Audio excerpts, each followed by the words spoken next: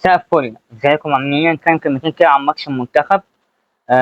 الصراحة أداء وحش خالص من ماتش أثيوبيا، الشعب المصري كله بيتكلم عن كده. أداءنا مش حلو ومفيش فعالية هجومية، كل واحد في ناحية. نص الملعب على طول بيبقى فاضي، بنلعب على الأطراف على طول، ما بننوعش اللعب. هنبتدي أول حاجة بالتشكيل. أنا عندي كذا علامة استفهام عن التشكيل. أول حاجة بيقول لك ما ينفعش يغير طريقة اللعب وأنت هتلعب ماتش كبير جاي وأنت مش متدرب على طريقة اللعب دي. أنا متوقعش الكابتن حسام حسن مدرب اللعيبة على طريقة اللعب دي. دي أول حاجة. إن إحنا نغيرها 3-5-2 أو 3-4-3. 3-4-3 لا، ما ينفعش تتغير، تلعب 4-4-4-3-3 بتاعتك العادية زي كل مرة. تاني حاجة مروان عطية لسه راجع من الفتاء، بقاله أكتر من 80 يوم ما لعبش كورة. ما ينفعش يلعب على ماتش كبير زي ده بوركينا فاسو وهم محتاجين الفوز على أرضهم وسط جمهورهم، ما ينفعش. أنت نزلت الماتش اللي فات دونجا ومهند نشيد كان بيلعب، خلاص كمل بيهم. أي نعم، مروان عمل ماتش عالمي، ماتش كويس، بس كان ممكن يعمل ماتش وحش ويبقى نقطة ضعف ويخسرنا المباراة بسببه. بسبب برضه إيه كابتن حسام حسن. ليه مصطفى محمد ما يلعبش؟ ليه أسامة فيصل هو اللي يلعب بدل عمر مرموش؟ ليه؟ انا عجبني الخطه اللي في الاول، اللي هو ده كان عزيزه بره ونزل حد في نص الملعب يقفل الدنيا مع مروان عشان ما ينفعش يلعب في زحمه زي الماتش اللي فات. كوكا برضو انا برضو مش عارف ليه اصلا كوكا راح المنتخب. كوكا مبقاش يلعب كتير مع الاهلي، واخر فتره كان بيلعب باك شمال. كان ممكن حد تاني يخش مكانه.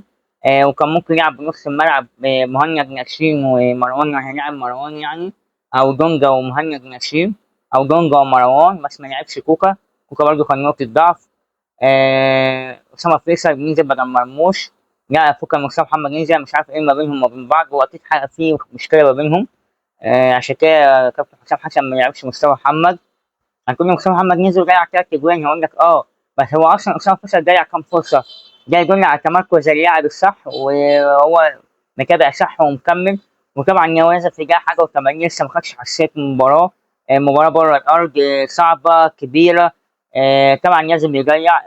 لو هو حاسبني بقى عليه او خلينا نتحاسب، لو هو كان كده الماتش وضيع كل الفرص دي ما جابش جوان كنت هقول لك ده يدل على الفعاليه الهجوميه بتاعته.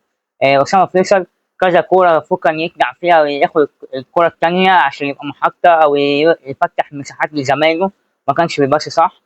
كذا كورة كان ممكن يودي تريزيجيه أو صلاح بيها، يعني انفرادات ما كانش بيباصيها. عمل ميس باص كتير. تاني حاجة محمد هاني أحسن ماتش ليه، مع إنه برضه عمل كذا ميس باص. زيزو لما نزل عمل فعالية هجومية، طبعا مش شاف جول محقق. و...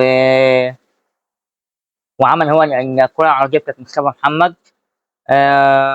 أداء محمد صلاح يعني أحسن شوية، وكان بيحاول يعمل اللي عليه. طب إحنا اللي جاي إيه؟ اللي جاي أنا مش مطمن منه.